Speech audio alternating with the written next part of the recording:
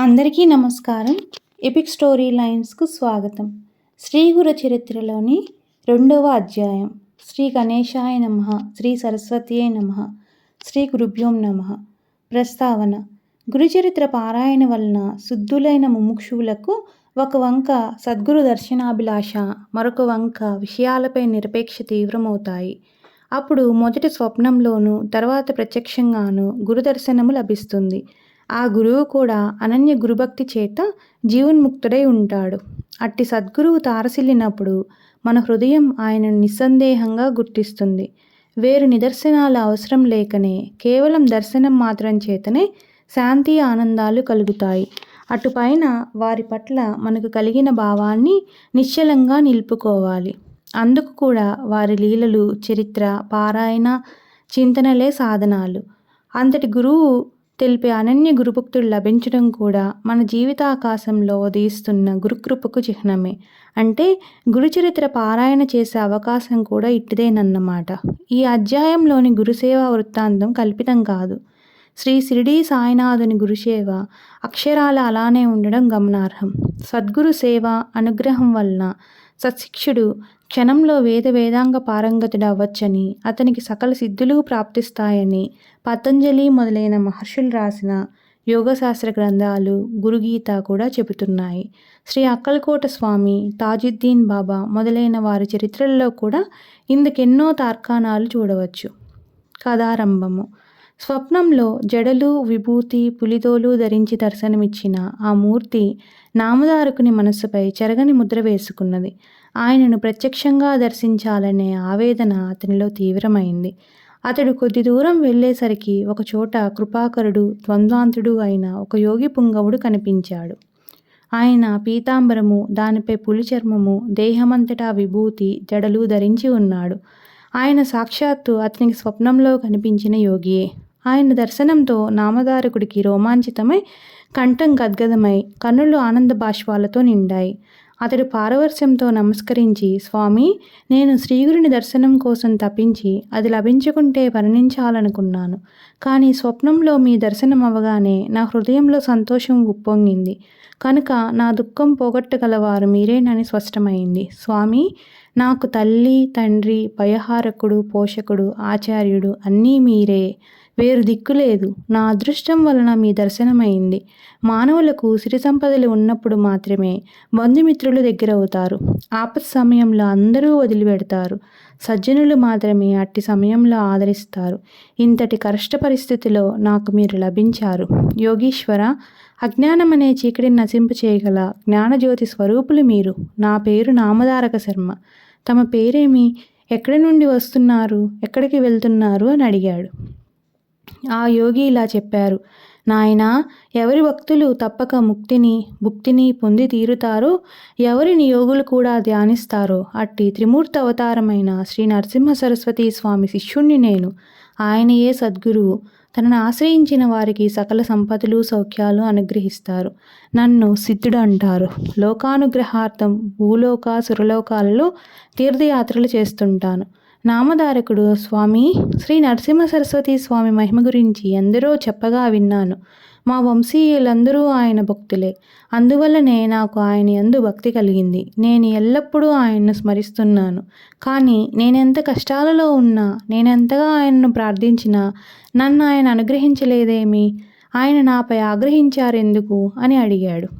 అప్పుడు సిద్ధయోగి వాత్సల్యంతో ఇలా అన్నారు: విప్రుడా, నేను చెప్పేది శ్రద్ధగా విని ఎప్పుడూ గుర్తుంచుకో. భక్తవత్సలుడైన సద్గురువు తన కృపను అన్ని జీవులపైన ఎల్లప్పుడూ వర్షిస్తూనే ఉంటాడు.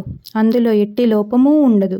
ఆయన కృపకు పాత్రులైన వారికే కాక వారి వంశంలో కూడా ఎవరికి ఎట్టి దైన్యమూ కలగదు. ఆయనను సేవించినా నీ దైన్యం పోలేదంటే ఎంతో ఆశ్చర్యంగా ఉన్నది. నీవు మనస్సులో ఆయనను సంశయించి ఉండాలి. అందువల్లనే నీకన్ని కష్టాలు వచ్చాయి. త్రికరణ శుద్ధిగా ఆయననే నమ్మి సేవించే వారికి ఎట్టి కొరవా ఉండజాలదు. నీ గురుభక్తి ఇంకా దృఢం కాలేదు. శ్రద్ధ లేనివాడు, సంశయాత్మకుడు ఎవరి చేత ఎన్నడూ అంగీకరించబడడు. శ్రీగురుడు త్రిమూర్తి స్వరూపము. బ్రహ్మ, విష్ణు, రుద్రులు కూడా తమ భక్తునిపై కోపించిన సద్గురువు తన భక్తుని సునాయాసంగా రక్షించగలడు. కానీ ఆ సద్గురువే కోపిస్తే వానిని రక్షించగలవారు మరెవరూ లేరు. అయినా ఆయన ఎన్నడూ ఎవరిపైనా కోపించరు. అలాంటి శ్రీగురుణ్ణే శంకించేవాణ్ణి అనుగ్రహించగలవారెవరు? అప్పుడు నామధారకుడు, స్వామి, సద్గురువు త్రిమూర్తి స్వరూపము ఎలా అయ్యారు అని అడిగాడు. సిద్ధుడు మొదట పరమాత్మ ఒక్కడే ఉన్నాడు. ఆయనకప్పుడు నేను అనేకమౌదును గాక అని సంకల్పించి ఈ చరాచర విశ్వమయ్యాడు. అందులోని జీవులను ఉద్ధరించడానికి తిరిగి ఆయనయే సద్గురువుగా అవతరిస్తూ ఉంటాడు. అందువలన సద్గురువును తప్పక ఆశ్రయించాలి. శిష్యునికి తత్వజ్ఞానం కలిగించడం వలన, అజ్ఞానం నుండి రక్షించడం వలన, జన్మ పరంపరలను నశింపజేయడం వలన గురువు సృష్టి, స్థితి, లయాలకు కారణమైన త్రిమూర్తుల స్వరూపం అయ్యారు అని చెప్పాడు. అంతట నామధారకుడు, స్వామి, దేవతలు కోపించిన సద్గురువు రక్షించగలరంటిరి కదా, అదెలా సంభవము? అందుకు తార్కాణమేమి? నా సందేహం తీర్చి నా మనసుకు స్థిరం ప్రసాదించండి అని వేడుకున్నాడు. సిద్ధుడు అతని జిజ్ఞాసకు సంతోషించి ఇలా చెప్పాడు. నీవు బుద్ధిమంతుడు, మంచి ప్రశ్న వేశావు. మొదట ఒక్కడుగానున్న పరమాత్మ తాను అనేకమవ్వాలని సంకల్పించాడు. ఆ సంకల్పమే ఈ జగత్తును సృష్టించిన మాయాశక్తి. మొదట ఆ నారాయణుని నాభి నుండి ఒక కమలము, దాని నుండి బ్రహ్మ పుట్టారు. అతడు శ్రీ మహావిష్ణువు యొక్క ఆజ్ఞను అనుసరించి ఆయన నుండి వెలువడిన వేదాలలో వివరించబడిన రీతిన విశ్వమంతటినీ సృష్టించాడు. మొదట ఆయనే బ్రహ్మనిష్ఠులైన సనక, సనందన, సనత్కుమార, సనత్సుజాతులను, తర్వాత ప్రజాపతులైన మరీచి, అత్రి, అంగిరిస, పులహ, పులస్త్య, క్రతు, వశిష్ఠులను సృష్టించాడు. తర్వాత ముల్లోకాలలోనూ దేవతలను, నానా విధములైన జీవరాశిని, మానవులను సృష్టించాడు. వారి వారి పూర్వజన్మ సంస్కారములను అనుసరించి ఉత్తమమైన వర్ణాశ్రమ ధర్మాలను ఏర్పరిచాడు. అలాగే 4 యుగాలను సృష్టించి క్రమపద్ధతిన వాటిని భూమిపై ప్రవర్తింపచేశాడు. మొదటగా ఆయన సత్యమే ఆకారముగా కలిగి యజ్ఞోపవీతము, ఆభరణాలు ధరించి ఉన్న కృతయుగాన్ని భూలోకంలో 17,28,000 సంవత్సరాలు ప్రవర్తించి రమ్మని ఆదేశించాడు. జ్ఞాన వైరాగ్యాలు ఈ కృతయుగ లక్షణాలు. అది పూర్తయ్యాక ఆయన దృఢమైన శరీరం కలిగి ఉండి చేతిలో యజ్ఞ సామాగ్రి ధరించిన త్రేతాయుగాన్ని పిలిచి భూమిపై 12,96,000 సంవత్సరాలు తన ధర్మాన్ని ప్రవర్తింపచేయమని ఆదేశించాడు. అందుకే ఆ యుగంలో అందరూ ధర్మశాస్త్రం ఎరిగి యజ్ఞయాగాదులను అనుసరించారు. అటు తర్వాత బ్రహ్మ ఖడ్గము, మంచం, కోడు, ధనుర్బాణాలు ధరించిన ద్వాపరయుగాన్ని పిలిచి భూమిపై 8,64,000 సంవత్సరాలు తన ధర్మాన్ని ప్రవర్తింపచేయమని ఆదేశించాడు. అందుకే ఆ యుగంలో శాంతి, ఉగ్రత్వము, దయ, కాఠిన్యము మొదలైన పరస్పరమైన విరుద్ధమైన ధర్మముల మధ్య మానవులు జీవించారు. అటు తర్వాత బ్రహ్మదేవుడు కలిపురుషుని పిలిచాడు. ఈ కలిపురుషుడు మలినుడు. తగువులంటే అతడికి ఎంతో ఇష్టం. కలి అంటేనే తగువు అని అర్థం. అతడు క్రూరుడు, వైరాగ్యమే లేనివాడు, పవిత్రత అంటేనే గిట్టనివాడు. అతడు తన ఎడమ చేతితో తన మర్మావయాన్ని, కుడి చేతితో నాలుకను పట్టుకొని ఆనందంతో గంతులు వేస్తూ వచ్చాడు. పిశాచ రూపం గల అతనిని చూచి బ్రహ్మ నవ్వి వికృతమైన అతని చేష్టకు అర్థమేమిటని అడిగాడు. కలిపురుషుడు, నేను మానవులందరినీ కాముకులుగాను, జిహ్వ చాపల్యం గలవారుగాను చేసి వారు ఉత్తమ గతి పొందకుండా చూస్తానని ప్రతిజ్ఞ పూనాను. అదే నా ఈ చేష్టకు అర్థం అని చెప్పాడు కలి. అప్పుడు బ్రహ్మ అతన్ని భూలోకానికి వెళ్ళి అక్కడ 4,32,000 సంవత్సరాలు అతని ధర్మాన్ని ప్రవర్తింపజేయమని ఆదేశించాడు. అప్పుడు కలిపురుషుడు భయపడి, స్వామి, నేను నిద్ర, కలహము, దుఃఖములంటే ఇష్టపడేవాడిని, సిగ్గులేని వాడను. ఇతర వస్తువులను, స్త్రీలను అపహరించేవారు, దంభము, ఆశ్చర్యము కలవారు, కొంగ జపం చేసే దొంగ సన్యాసులు, నమ్మిన వారికి ద్రోహం చేసేవారు, ధర్మాచరణకు అవసరమైన పదార్థాలను నాశనం చేసేవారు, స్త్రీ, పుత్ర, ధన వ్యామోహాల్లో చిక్కినవారు, వేదశాస్త్రాలను నిందించేవారు, శివకేశవులు వేరణ తలిచి వారిని దూషించేవారు నాకెంతో ఇష్టలు. పుణ్యకార్యాలు చేసేవారు, ధర్మాన్ని పాటించేవారు నాకు శత్రువులు. ఎందరో ధర్మపరులున్న భూలోకానికి నేనెలా వెళ్ళగలను? బ్రహ్మజ్ఞానులను, భక్తులను, చిత్తశుద్ధితో జపధ్యానాదులు చేసేవారిని చూస్తేనే భయంతో నాకు వణుకు పుడుతుంది అన్నాడు. అప్పుడు బ్రహ్మ, కలి, నీవు భూలోకంలో ధర్మమాచరించే వారిని విడిచిపెట్టి తదితరులలోని అధర్మాన్ని అనుసరించి వారిని లోబరుచుకొని నీ ధర్మాన్ని ప్రవర్తింపచేయి. శివకేశవులొక్కరేనని తెలిసి పూజించేవారిని, తల్లి తండ్రి గురువులను సేవించేవారిని, కాశీలో నివసించేవారిని, గోవు తులసి మొదలైన వాటిని పూజించేవారిని, వేద శాస్త్ర పురాణ స్మృతులను ఆసక్తితో విని వివేకం పొంది ధర్మం ఆచరించే వారిని నీవు బాధించవద్దు. ప్రత్యేకించి గురుసేవయందు దీక్ష వహించిన వారిని, గురుభక్తులను నీవేమీ చేయలేవు. నీవు వారిని బాధించవద్దు. భూలోకంలో మిగిలిన వారందరూ నీవు అక్కడ ప్రవేశించగానే నీకు లోబడి ప్రవర్తించగలరు అని చెప్పాడు. కలిపురుషుడు, స్వామి, గురువు అంటే ఎవరు? అతని గురించి మీరు ప్రత్యేకించి చెబుతున్నారే, అతని గొప్పతనం ఏమిటి అని అడిగాడు. బ్రహ్మ ఇలా చెప్పాడు. గురువు త్రిమూర్తుల స్వరూపము. ఆయనయే బ్రహ్మ, విష్ణువు, మహేశ్వరుడు. అందువలన గురువు సంప్రీతుడైతే త్రిమూర్తులు తృప్తి చెందుతారు. గురువు కోపించిన వారిని ఆ త్రిమూర్తులలో ఏ ఒక్కరూ రక్షించలేరు. గురువు తన శిష్యునికి తత్వం ఉపదేశించి పాపము నశింపచేసి అతని యందు బ్రహ్మజ్ఞానం కలిగించి అతని శాశ్వతంగా దుఃఖం నుండి తరింపచేస్తాడు. అలానే గురువు సంప్రీతుడైతే త్రిమూర్తులు సంప్రీతులవుతారు. కానీ త్రిమూర్తులలో ఏ ఒక్కరు సంప్రీతులైనా గురువు సంప్రీతుడు కాకపోవచ్చు. కనుక ఎవరు శాస్త్రానుసారం గురువును సేవించి ఆయన ప్రీతికి పాత్రుడవుతాడో అట్టి శిష్యుడు తానే బ్రహ్మ అవుతాడు. అతనికి తీర్థయాత్రలు, వ్రతాలు, తపస్సు చేసిన ఫలితమంతా గురుసేవ వల్లనే లభిస్తుంది. గురుసేవ వల్లనే శిష్యునికి వర్ణాశ్రమ ధర్మాలు, సదాచారము, సత్సద్వివేకము, కర్మాచరణ, భక్తి, వైరాగ్యము, ముక్తి కూడా లభిస్తాయి. గురువు లేనిదే మోక్షం లభించదు. కారణం, గురువు లేనిదే శాస్త్రశ్రవణము, తత్వశ్రవణము లభించవు. అవి లభించకుంటే మానవులకు నీ వలన భయం తప్పదు. శాస్త్రాలు స్వయంగా చదువుకుంటే అర్థమయ్యేవి కావు. శాస్త్రాలను సార్థక రీతిన వివరించడం సద్గురువుకు మాత్రమే సాధ్యం. అందుకే ఆయన జ్ఞానజ్యోతి స్వరూపము. సద్గురు సేవ వలన సర్వము సిద్ధిస్తుంది. అందుకు తార్కాణం చెబుతాను విను. పూర్వం గోదావరి తీరంలో అంగిరీష మహర్షి ఆశ్రమంలో అనేక సద్బ్రాహ్మణులు, వ్రతదీక్ష పూనిన వారు, తపస్సులు ఉండేవారు. వారిలో పైలుని కుమారుడు వేదధర్ముడనే ముని ఉండేవాడు. అతనెందరికో శిష్యులుండేవారు. ఒకసారి ఆయన తన శిష్యుల భక్తి శ్రద్ధలను పరీక్షించదలిచి అందరినీ పిలిచి ఇలా అన్నారు. నా పూర్వజన్మ పాపాలలో ఎక్కువ భాగం ఈ జన్మలో తపస్సుతో నశింపచేసుకున్నాను. మిగిలి ఉన్న కొంచెము అనుభవిస్తే గానీ తీరదు. ఒకవేళ దాన్ని నా తపశ్శక్తితో పోగొట్టుకున్నా అది నా మోక్షానికి విఘ్నం కలిగిస్తుంది. అందువలన నేను సర్వపాపహరమైన కాశీ నగరానికి వెళ్ళి ఆ కర్మశేషం అనుభవించి దాన్ని నశింపచేసుకుంటాను. అక్కడ నా పూర్వపాపాన్ని అనుసరించి గలత్కుష్ఠరోగిని, కుట్నివాడిని, గుడ్డివాడిని అయి 21 సంవత్సరాలు కర్మఫలం అనుభవిస్తాను. అంతకాలము నాకు అక్కడ తోడుగా ఉండి సేవ చేయగలవారు మీలో ఎవరున్నారు అని అడిగారు. గురుసేవలో లోపమొస్తే ఏమి ప్రమాదమోనన్న భయంతో శిష్యులంతా మౌనం వహించారు. దీపకుడనే శిష్యుడు ఆయనకు నమస్కరించి, స్వామి, మోక్షానికి విఘ్నం కలిగించే పాపశేషం ఉంచుకోరాదు. కానీ మీరు అనుమతిస్తే మీ బదులు ఆ పాపం నేనే అనుభవించి మీకు సేవ చేస్తాను. అనుగ్రహించండి అని విన్నవించుకున్నాడు. అప్పుడు ఆ గురువు సంతోషించి, ఈ పాపం నేను అనుభవించవలసినదే, వేరొకరు అనుభవిస్తే తీరదు. రోగి కంటే అతనికి సేవ చేసే వారి కష్టమే ఎక్కువ. అందుకు ఇష్టమైతే నీవు నాతో కూడా రావచ్చు అని అన్నారు. దీపకుడు అందుకు అంగీకరించి గురువును కాశీకి తీసుకువెళ్ళాడు.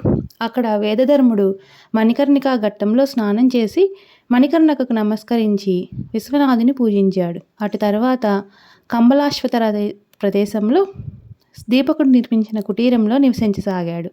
వెంటనే ఆయనకు గలత్కుష్ఠరోగము, గుడ్డితనము వచ్చాయి. ఆయన శరీరమంతా కుష్ఠరోగంతో కుళ్ళిపోయి పురుగులు పడి దుర్వాసన కొట్టసాగింది. దానికి తోడు మతిస్థిమితం కూడా తప్పింది. సహజంగా ఎంతో ప్రేమమూర్తి అయిన ముని ఎంతో క్రూరంగా ప్రవర్తించసాగాడు. దీపకుడు మాత్రం తన గురువు సాక్షాత్తు విశ్వనాథుడని విశ్వసించి నిత్యము ఆయన శరీరం శుభ్రం చేసి సర్వోపచారాలతో పూజ చేసి అన్నం తెచ్చి పెడుతుండేవాడు. ఆ మునిని మాత్రం అతనిని ఎన్నో రీతులు బాధిస్తుండేవాడు. అతడు మంచి అన్నం తెచ్చినా కూడా కొంచెమే తెచ్చాడని కోపించి ముని దానిని నేలపై విసిరికొట్టేవారు. దీపకుడు ఎక్కువగా భోజనం తెచ్చినప్పుడు ఆయన దానిని రుచి చూచి బాగాలేదని విసిరికొట్టి రుచికరమైన భోజనం తెచ్చిపెట్టమని వేధించేవారు. ఒక్కొక్కప్పుడు ప్రేమతో, అబ్బాయి, నీవు నా ఉత్తమ శిష్యుడివి, నా కోసం నీవెంతో కష్టపడుతున్నావు అని లాలించేవారు. కానీ మరుక్షణమే కోపించి, దుర్మార్గుడా, నీవు నన్నెంతో పీడిస్తున్నావు, నీవు వెళ్ళిపో.